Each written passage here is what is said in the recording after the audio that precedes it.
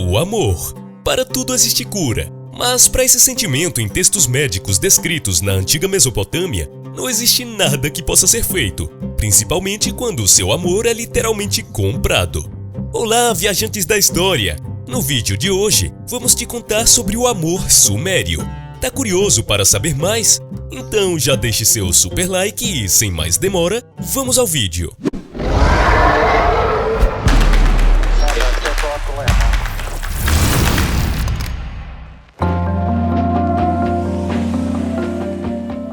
A negociação do casamento. O casamento mesopotâmico era um contrato legal entre o pai e o futuro marido de sua filha. Em algumas ocasiões, existiam até leilões, no qual o maior dote levava a moça pretendida. O historiador Bertman escreve que entre os sumérios e os babilônios, e muito provavelmente entre os assírios, o casamento era fundamentado em um acordo comercial, destinado a assegurar e perpetuar uma sociedade ordenada. Embora houvesse um componente emocional inevitável no casamento, sua principal intenção aos olhos do Estado não era a felicidade pessoal no presente, mas a continuidade comunal para o futuro. Na época, as relações tinham um forte aspecto comercial. O historiador Heródoto relata que as mulheres eram obrigadas a se sentar do lado de fora do templo de Ishtar e concordar em ter relações com qualquer estranho que a desejasse. Esse costume visava a garantia de prosperidade fértil da comunidade. Entretanto, alguns historiadores discordam dos fatos de Heródoto, até porque a virgindade era um dos pré-requisitos para o casamento naquela época, como afirma outro historiador, Giambotero. Botero deixa claro que as mulheres encontradas servindo ao templo da deusa Ishtar eram mulheres estéreis, não podendo garantir a procriação dentro de uma família com um homem. Elas encontram um lugar na sociedade servindo a deusa, tornando-se esposa de todos. Entretanto, Heródoto descreveu outro costume que não foi criticado, o leilão de noivas. Nessas ocasiões, as mulheres eram vendidas pelo maior lance. Os homens formavam um círculo em volta das candidatas e o leilão começava pela moça mais bonita. Heródoto escreve que os mais ricos desejavam se casar com as mais belas, enquanto os plebeus, que não se preocupavam, recebiam as mulheres consideradas desprovidas de beleza, junto a uma compensação monetária. O casamento na antiga Mesopotâmia era extremamente relevante para assegurar a continuidade da linhagem familiar e da estabilidade social. 5 etapas deveriam ser seguidas para tornar o ato legal perante as leis e os costumes locais. Eram elas o contrato de noivado e casamento, pagamento das famílias, a cerimônia de casamento, a mudança da noiva para a casa do sogro e, por fim, a relação entre o casal na noite de núpcias, onde a noiva deveria engravidar. Isso mesmo, deveria engravidar.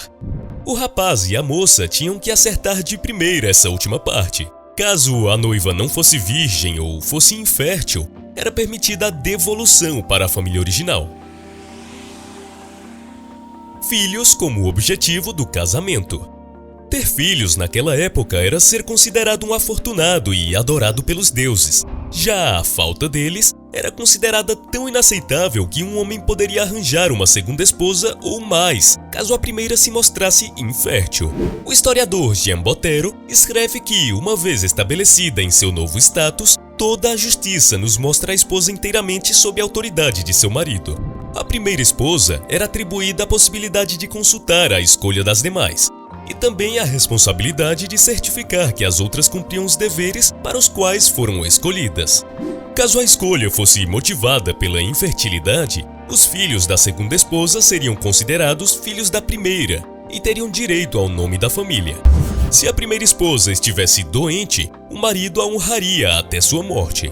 Nessas circunstâncias, a segunda esposa se tornaria a primeira e, se houvessem outras mulheres na casa, cada uma subiria uma posição na hierarquia do lar. Sem final feliz. Apesar de incomum, o divórcio era uma possibilidade existente nos casos em que a mulher não podia ter filhos. Você pode ter percebido que a culpa era sempre atribuída a ela em um cenário de procriação mal-sucedida, e nunca ao homem. Como teria que devolver o dote pago, era mais provável que ela acrescentasse uma segunda esposa à família. O marido também poderia se divorciar em casos de adultério ou negligência do lar, mas, novamente, teria que devolver a quantia e sofrer o estigma do divórcio, mal visto naqueles tempos. As esposas só poderiam solicitar o divórcio caso houvesse evidências de abuso ou negligência do companheiro, que era a autoridade suprema da casa. Era raro mulheres abandonarem seus lares, mas há relatos de moças que optaram por viajar sozinhas em busca de um recomeço, a fim de evitar a vergonha do divórcio público. Além do mais, caso manifestasse o desejo de se divorciar, uma mulher poderia ser expulsa de casa sem nenhum tipo de recurso. Cultura das relações e infidelidade. Pena de morte por afogamento em rio junto ao amante ou até mesmo empalamento. Isso era, na verdade, uma forma de se conter os adultérios em caso de flagrante. Caso o marido desejasse poupar a esposa, o rei teria que perdoar também o amante, segundo o Código de Hammurabi. Botero explica que as mulheres eram punidas perante a lei por prejudicar a coesão da família, enquanto que a infidelidade dos homens poderia ser punida na medida em que cometeram graves danos a terceiros. As relações eram consideradas apenas mais um aspecto do dia a dia e não havia espaço para timidez ou tabu na sociedade mesopotâmica. Botero afirma que o amor homossexual pode ser desfrutado sem medo de estigma social, e textos mencionam homens preferindo assumir o papel feminino. As relações humanas na antiga Mesopotâmia eram tão complexas quanto as atuais, o que incluía a emoção do amor. A historiadora Karen Nemet-Negiat observa que, como as pessoas de todo o mundo e ao longo do tempo, os antigos mesopotâmicos se apaixonavam profundamente. O amor romântico desempenhou um papel nos casamentos mesopotâmicos e, em outros casos, existiu fora dele. Para manter o casamento, havia incentivos, principalmente financeiros. Da mesma forma, havia punições para evitar romances proibidos.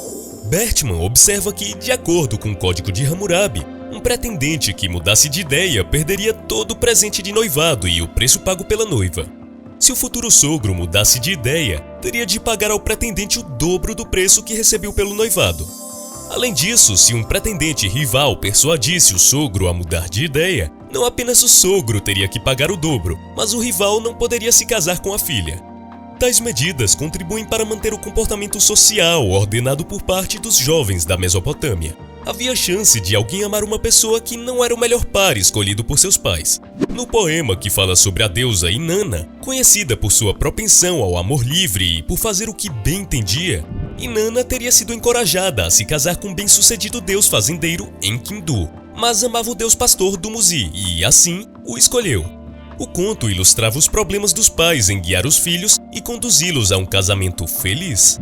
Entretanto, uma vez que Inanna e Duzumi eram um casal popular na literatura, é de se duvidar que os jovens tenham interpretado o poema da mesma forma que seus pais. Botero escreve que Inanna saiu furtivamente de casa, como uma adolescente amorosa, para ir ao encontro do seu amado sob as estrelas que brilhavam como ela.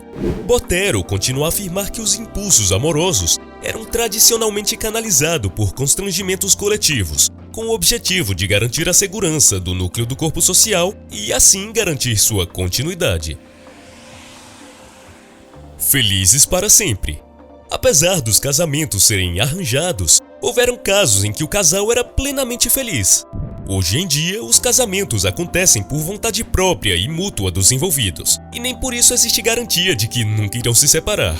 Nemet-Negiat escreve que casamentos felizes floresceram nos tempos antigos. Um provérbio sumério menciona um marido se gabando de que sua esposa lhe deu 8 filhos e ainda estava pronta para fazer amor. É fato que todo casamento enfrenta desafios.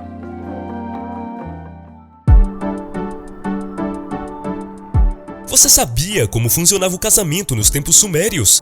Qual fato sobre o assunto mais te surpreendeu? Deixe nos comentários. E não saia desse vídeo sem deixar seu super like, que ajuda muito o canal. Um forte abraço e nos vemos no próximo vídeo. Tchau!